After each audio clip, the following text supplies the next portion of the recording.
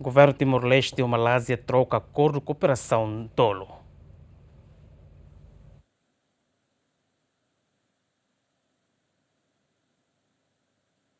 Primeiro-ministro Kairala Xanana Guzmão, a delegação durante visita à Malásia, Hassoru Malumos, o primeiro-ministro Malásia, Horisai Sassimba Acordo Cooperação Tolu, na nação Rua estabelece. No ministro Negócio Estrangeiro na Cooperação Timor-Leste, no ministro Negócio Estrangeiro Malásia, Troka Akordu Kooperasaun Tolu, hanessa na acordo com a isenção visto ba titular passaporte serviço no diplomático, acordo relativamente ao terreno onde a embaixada malasiana e hadili, no anuncia com a operação no avião Batikeir, Husi Malazia Badili, nebese halau iha tempo badak.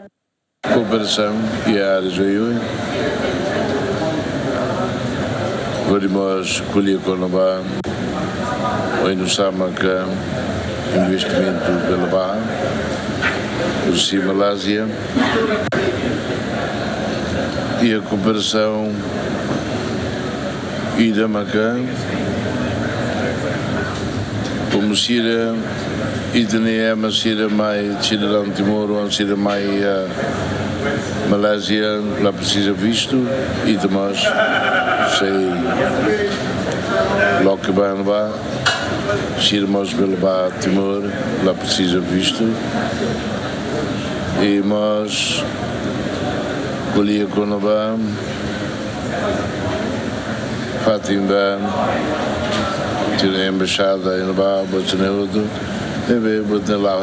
welcome the support to approve direct flights. Bati Air will be flying soon, early next year to Delhi, and AirAsia will follow up soon afterwards.